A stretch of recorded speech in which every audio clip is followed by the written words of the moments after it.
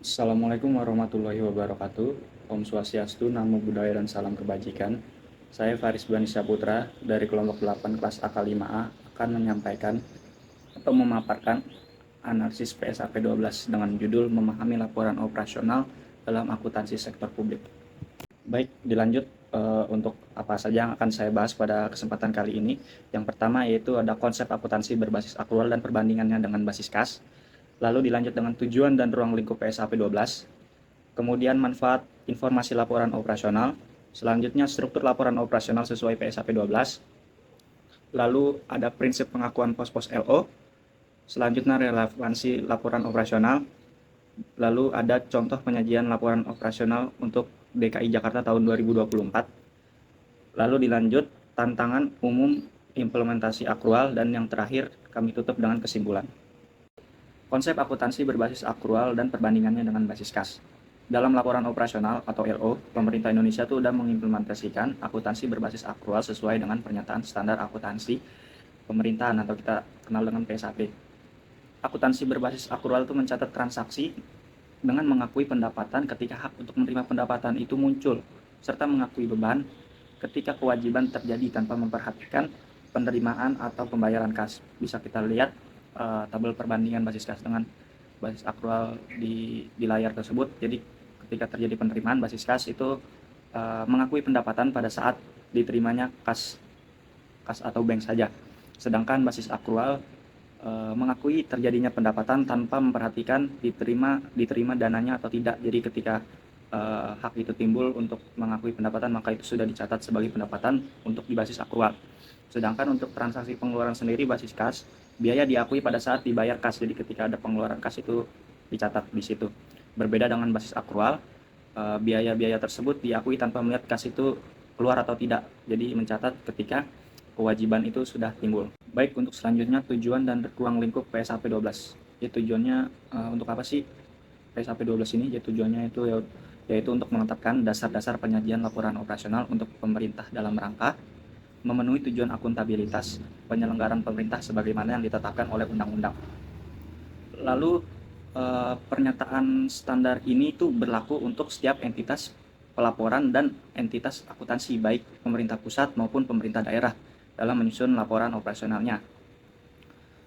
Ini tuh nggak termasuk ya seperti BUMD ataupun BUMN, karena mereka kan berorientasi pada profit, sehingga dalam menyusun laporannya mengacu pada SAK bukan PSAP seperti itu.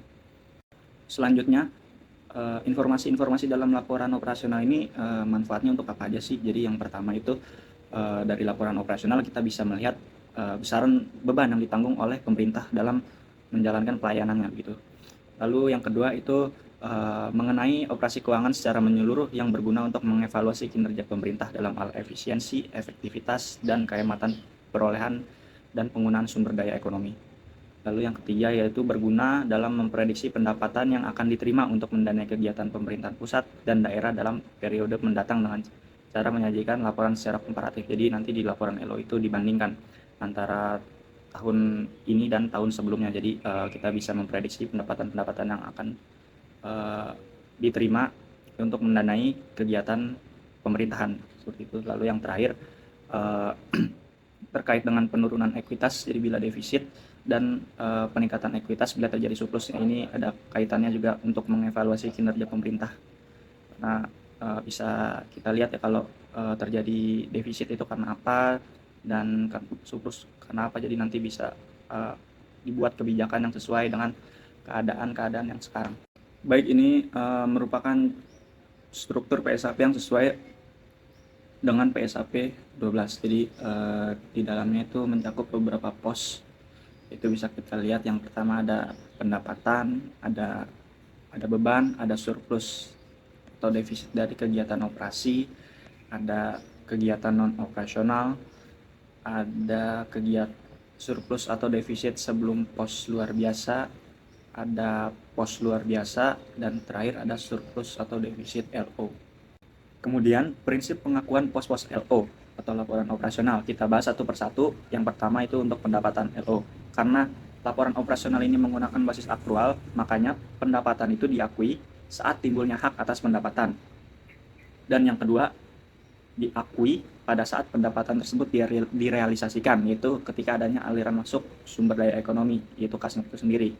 Kemudian pendapatan LO ini diklasifikasikan menurut sumber pendapatannya. Yang pertama, untuk pemerintah pusat, yaitu dikelompokkan berdasarkan jenis pendapatan, pendapatan perpajakan, pendapatan bukan pajak, dan pendapatan hibah. Berbeda dengan pemerintah daerah yang dikelompokkan menurut asal dan jenis pendapatan, yaitu pendapatan asli daerah, pendapatan transfer, dan lain-lain yang sah. Kemudian ada koreksi atas pendapatan. Jadi koreksi ini dilakukan ketika terjadi kesalahan pencatatan atau kita menemukan kesalahan seperti itu. Yang pertama itu ada pengembalian yang sifatnya normal dan berurang atau requiring. Contohnya bagaimana? Contohnya itu Dinas Perdagangan, dia kan tiap bulan menerima retribusi pasar. Nah, terkadang pedagang-pedagang itu suka nggak jadi nih pakai lapak, jadi dia mau pengembalian dana. Nah, ini kan pengembalian ini sifatnya normal dan berulang, makanya pendapatan yang tadi itu retribusi pasar pada periode penerimaan maupun periode sebelumnya itu dicatat atau dibukukan sebagai pengurang pendapatan. Dan yang kedua yaitu ada koreksi dan pengembalian yang sifatnya tidak berulang atau non-requiring. Contohnya ini seperti kayak dinas pendidikan, dia menerima hibah dari sebuah yayasan, katakanlah 200 juta. Lalu tiba-tiba si yayasan ini minta dikembaliin 50 juta karena kelebihan transfer. Nah, ini kan pengembalian ini sifatnya tidak berulang. Makanya pendapatan yang tadi itu mesti dibukukan atau dicatat sebagai pengurang pendapatan pada periode yang sama. Lalu untuk koreksi dan pengembalian yang sifatnya tidak berulang atas pendapatan LO yang terjadi pada periode sebelumnya, dibukukan sebagai pengurang ekuitas pada periode yang ditemukan koreksi dan pengembalian tersebut. Jadi kalau kita menemukan kesalahan pada periode-periode sebelumnya, maka koreksinya itu adalah dengan cara mengurangi ekuitas pada saat periode kesalahan tersebut ditemukan. Seperti itu. Selanjutnya itu untuk beban LO. Jadi beban LO diakui pada saat apa? Pada saat yang pertama timbulnya kewajiban, yang kedua terjadinya konsumsi aset, dan yang ketiga terjadinya penurunan manfaat ekonomi atau potensi jasa. Nah, beban ini diklasifikasikan menurut klasifikasi ekonomi. Yang pertama itu untuk pemerintah pusat, yaitu ada beban pegawai, beban barang, beban bunga, beban subsidi, beban hibah, beban bantuan sosial, beban penyusutan aset tetap atau amortisasi, beban transfer, dan beban lain-lain. Sedangkan untuk pemerintah daerah sendiri terdiri dari beban pegawai, beban barang, beban bunga, subsidi, beban hibah, beban bantuan sosial, beban penyusutan aset tetap dan amortisasi, beban transfer, dan beban tak terduga. Jadi kalau kita lihat sini hampir mirip-mirip. Lalu ada koreksi atas bebannya, sama seperti tadi, dilakukan ketika terjadi kesalahan catatan seperti itu. Penerimaan kembali beban yang terjadi pada periode beban dibukukan sebagai pengurang beban pada periode yang sama. Jadi ketika beban tersebut kita catat 10 juta namun ternyata aslinya itu adalah 7 juta, maka penerimaan beban kembali yang 3 juta itu harus dicatat sebagai pengurang beban pada periode yang sama. Nah, apabila diterimanya itu pada periode selanjutnya itu bagaimana? Nah, ini 3 juta ini nanti dibukukan ke dalam pendapatan lain-lain. Lalu bagaimana jika terjadi penambahan beban? Nah, kalau terjadi penambahan beban sendiri itu dilakukan pembetulan pada akun ekuitas. Jadi ekuitas kita akan mengurang seperti itu. Selanjutnya ada surplus atau defisit dari kegiatan operasional. Surplus dari kegiatan operasional ini merupakan selisih antara pendapatan dan beban selama satu periode pelaporan. Nah, sedangkan defisit dari kegiatan operasional ini adalah selisih kurang antara pendapatan dan beban selama satu periode pelaporan. Selisih lebih atau kurang antara pendapatan dan beban selama satu periode pelaporan ini nantinya akan dicatat dalam pos surplus atau defisit dari kegiatan operasional. Lalu ada surplus atau defisit dari kegiatan non-operasional. Kalau tadi kan operasional, yang ini non-operasional, yaitu pendapatan dan beban yang sifatnya tidak rutin, perlu dikelompokkan tersendiri dalam kegiatan non-operasional. Termasuk dalam pendapatan atau beban dari kegiatan non-operasional. Antara lain ini ada surplus atau defisit penjualan aset non lancar, ada surplus atau defisit dari penyelesaian kewajiban jangka panjang, atau surplus atau defisit dari kegiatan non operasional lainnya. Selanjutnya ada surplus atau defisit sebelum pos luar biasa. Ini tuh merupakan selisih tadi antara surplus dari kegiatan non operasional dan surplus defisit dari kegiatan non operasional. Selanjutnya ada pos luar biasa. Pos luar biasa ini disajikan sesudah surplus atau defisit sebelum pos luar biasa. Nah, isinya apa? Di pos-pos luar biasa ini biasanya itu kejadian-kejadian yang emang nggak bisa diramalkan pada awal tahun anggaran. Terus nggak diharapkan terjadi berulang-ulang. Dan terakhir itu kejadiannya di luar kendali atas entitas pemerintah. Contohnya itu kayak kemarin pandemi COVID ataupun ada bencana alam yang skalanya luas seperti itu kan nggak bisa diramalkan, terus tidak diharapkan berulang-ulang dan di luar kendali dari pemerintah juga kan. Terus yang terakhir ada surplus atau defisit LO. Nah, ini adalah penjumlahan selisih lebih atau kurang antara surplus defisit kegiatan operasional, kegiatan non operasional, dan kegiatan luar biasa. Saldo surplus defisit LO pada akhir periode ini nantinya akan dipindahkan ke laporan perubahan ekuitas. Relevansi laporan operasional. Yang pertama, peran LO dalam menilai efisiensi. Jadi karena LO ini kan membandingkan antara pendapatan dan beban, nah hal ini tuh membantu untuk menilai yang pertama seberapa efektif APBD atau APBN dialokasikan untuk menghasilkan manfaat publik. Kemudian, untuk menilai tingkat efisiensi penggunaan sumber daya. Misalnya, beban pegawai ini sebanding nggak sama kualitas layanan publik yang dihasilkan. Lalu yang terakhir ada biaya penyusutan aset. Karena ini menggunakan basis akrual, makanya ada biaya penyusutan aset di dalamnya. Itu mengungkapin sejauh mana infrastruktur daerah atau pusat itu digunakan secara produktif. Nah, yang kedua, peran LO menilai keberlanjutan operasional. Surplus atau defisit yang disajikan dalam laporan LO itu menggambarkan kemampuan pemerintahan daerah untuk membiayai aktivitas jangka panjangnya. Apa saja sih indikator keberlanjutan itu? Yang pertama ada keseimbangan antar generasi, yaitu sejauh mana beban fiskal saat ini tuh tidak ditransfer berlebihan ke generasi berikutnya. Jadi kalau misalkan ada hutang hari ini tuh seberapa besar hutang-hutang yang akan dibebankan atau dilimpahkan ke periode-periode berikutnya. Dan yang kedua ada kapasitas pendanaan masa depan. Ini tuh dinilai dari pendapatan pemerintahan untuk memenuhi kewajiban jangka panjangnya, seperti utang ataupun utang jangka panjang ataupun liabilitas pensiun, itu kan kewajiban jangka panjang. Lalu yang ketiga ada pemeliharaan aset publik. Nah, ini ditujukan melalui catatan biaya depresiasi yang mengingatkan pemerintah perlu nggak dia reinvestasi agar pelayanan publik tetap terjaga seperti itu. Lalu yang terakhir ada keterkaitannya dengan APBD. Dalam konteks APBD atau ini LO ini melengkapi laporan realisasi anggaran. Nah, sementara LA atau laporan realisasi anggaran ini menunjukkan seberapa banyak anggaran yang direncanakan telah direalisasikan. LO menunjuk dampak ekonomi nyata dari pelaksanaan anggaran itu sendiri. Jadi antara LO dan LRA itu saling melengkapi. Berikut adalah contoh laporan operasional. Kita mengambil contoh untuk Pemda DKI Jakarta untuk tahun 2024. Bisa kita lihat komponen-komponen yang disajikannya juga udah sesuai dengan apa yang ada dalam PSAP 12, yaitu di dalamnya sudah ada pendapatan, ada beban, ada surplus atau defisit dari kegiatan operasional, ada kegiatan non operasionalnya, terus ada pos luar biasa, ada surplus ataupun defisit LO. Terus kalau kita lihat lagi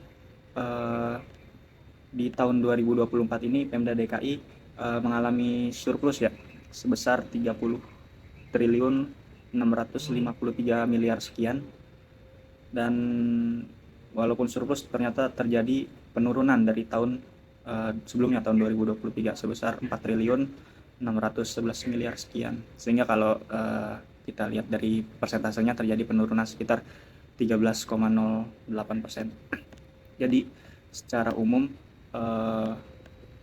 laporan operasional yang disajikan oleh Pemda DKI ini sudah sesuai dengan apa yang ada di dalam PSAP 12. Selanjutnya itu tantangan umum implementasi basis akrual. Yang pertama ada keterbatasan sumber daya manusia dan pelatihan. Karena kita kan tahu pemerintah itu baru menerapkan basis akrual secara penuh tahun 2015, makanya pada awal-awal itu masalah terbesarnya adalah banyak pegawai atau pemerintah itu yang belum sepenuhnya itu mengerti tentang basis akrual. Makanya pemahaman ini sangat penting ya, agar mereka bisa melaksanakan tugasnya itu secara baik dan efektif. Namun pelatihan yang ada itu masih sangat terbatas dan tidak merata, terutama buat di daerah-daerah terpencil seperti itu. Lalu yang kedua, adanya hambatan teknologi dan sistem informasi. infrastruktur teknologi informasi saat ini tuh masih kurang memadai untuk beberapa tempat seperti daerah-daerah terpencil gitu. Oleh karena itu sistem akuntansi yang digunakan oleh pemerintah daerah tuh seringkali nggak terintegrasi dengan sistem yang sedang berjalan di tingkat pusat. Lalu yang ketiga ada kompleksitas regulasi dan kebijakan. Nah, regulasi yang mengatur akuntansi berbasis akrual ini sendiri kan masih terus mengalami perubahan, malah terkadang memerlukan penyesuaian yang cukup signifikan. Selain itu juga perbedaan kondisi antar pemerintah pusat dan daerah ini membuat implementasi regulasi ini tuh nggak selalu berjalan secara sama. Banyak daerah yang mengalami kesulitan dalam menyusun laporan keuangan mereka sendiri sesuai dengan basis akrual yang ditetapkan. Perbedaan kondisi ini yang membuat pemerintah daerah dan pusat itu terkadang dalam mengimplementasikan regulasi ini tidak selalu berjalan secara sama. Lalu yang keempat adanya resistensi terhadap perubahan. Nah, pada awal-awal diterapkannya basis akrual ini ya memang sejumlah beberapa pegawai itu memang masih sangat nyaman dengan menggunakan sistem yang lama, itu sistem berbasis kas. Dan mereka juga sering kurang respon terhadap pergeseran menuju sistem akrual yang lebih modern seperti itu. Mungkin itulah beberapa tantangan umum dalam implementasi akrual di pemerintahan kita Indonesia.